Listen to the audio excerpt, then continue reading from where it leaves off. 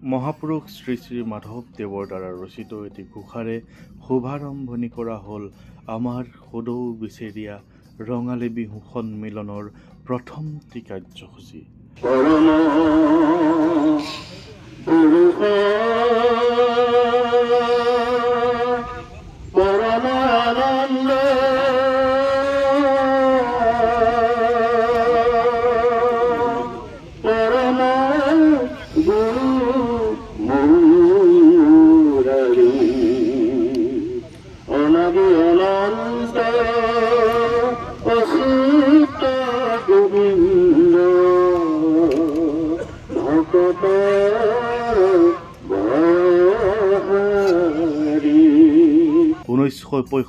চনতেই কেইজনমান সাংস্কৃতিক প্ৰেমী ৰাইজৰ তথা আমাৰ বেচেৰীয়াবাসী কেইজনমান গুণী জ্ঞানী ব্যক্তিৰ প্ৰচেষ্টাত সদৌ বেচেৰীয়া ৰঙালী বিহু সন্মিলনখন অনুষ্ঠিত কৰা হৈছিল। যদিও বহু বছৰ ধৰি সদৌ বেচেৰীয়া ৰঙালী বিহু সন্মিলনখন পতা বা অনুষ্ঠিত হোৱা নাছিল, কিন্তু এইবাৰ আমাৰ বেচেৰীয়াৰ বহুকেইজন গুণী জ্ঞানী ব্যক্তিৰ লগতে সাংস্কৃতিক প্ৰেমী বহুকেইজন যুৱকৰ অপ্ৰাণ প্ৰচেষ্টাত যোৱা 25 এপ্ৰিল তাৰিখৰ পৰা 3দিনীয়া কাৰ্যসূচীৰে আৰম্ভণি কৰা হ'ল সদৌ বেচেৰীয়া ৰঙালী বিহু সন্মিলন 2024।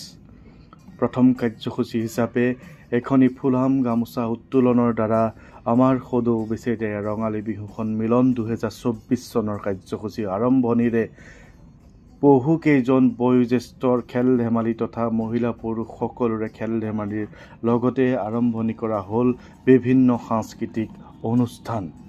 ইয়াৰ লগে লগেই আমাৰ বেচেৰীয়াখনৰ একতা সম্প্ৰীতি আৰু দুগুণে বাঢ়িল। বেচেৰীয়া কেৱল এটা নাম নহয়, বেচেৰীয়াখন হৈছে অসমৰ সাংস্কৃতিক জগতত নিজৰ নাম সদায় আগত ৰাখিব পৰা এটা সুন্দৰ অঞ্চল।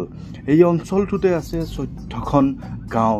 এই 14খন গাঁৱত হিন্দু মুছলমান সকলো মিলিজুলি আমি যুগ যুগান্তৰৰ পৰা চলি আহিছোঁ আৰু তাৰ পৰিপ্ৰেক্ষিতত এইবাৰ সদৌ বেচেৰীয়া ৰঙালী বিহু সন্মিলনখন অনুষ্ঠিত কৰিবলৈ পাই আমি নিজকে গৌৰৱ অনুভৱ কৰিছোঁ আৰু আশা কৰিছোঁ প্ৰত্যেক বছৰে যাতে আমি এই সদৌ বেচেৰীয়া ৰঙালী বিহু সন্মিলনখনি অনুষ্ঠিত কৰিব পাৰোঁ তাক আমি কামনা কৰিছোঁ, লগতে আপোনালোক সকলোৰে পৰা আশীৰ্বাদ বিচাৰিছোঁ। সদৌ বেচেৰীয়া ৰঙালী বিহু সন্মিলনত প্ৰথম কাৰ্যসূচী হিচাপে যি পতাকা উত্তোলন কৰিলোঁ, তাৰ পিছতেই এই অঞ্চলৰ প্ৰত্যেকখন গাঁৱৰে ৭৫ বছৰ অতিক্ৰম কৰা বয়োজ্যেষ্ঠ আই মাতৃ তথা বৃদ্ধ ককা দেউতা সকলোকে আমি সন্মান জনাবলৈ পাই নথৈ আনন্দিত হৈছোঁ। এই সন্মান প্ৰদৰ্শনেৰে আমাৰ গাঁওখনৰ আমাৰ অঞ্চলটোৰ প্ৰতি থকা সকলোৰে যি একতা সেয়া সদায় অটুট ৰাখিব পৰা একতাৰ বান্ধন আমি গঢ়ি তুলিবলৈ চেষ্টা কৰিছোঁ। ঢোল পেঁপা গগনাৰ শব্দত পুনৰ প্ৰাণ পাই উঠিল আমাৰ বেচেৰীয়াখন। ডেকা বুঢ়া আইতা সকলোৱে একেলগে এপাক নাচি যি আনন্দ কৰিলে সেই দিনটো আমি কেতিয়াও পাহৰিব নোৱাৰোঁ। আমি আশা কৰিছোঁ প্ৰত্যেক বছৰে যাতে আমি এই অনুষ্ঠানটো ধুনীয়াকৈ পালন কৰিব পাৰোঁ আৰু আহকচোন আমি কেনেধৰণে প্ৰথম অনুষ্ঠানটি অনুষ্ঠিত কৰিছিলোঁ সেয়া এবাৰ আপোনালোকক দেখাওঁ।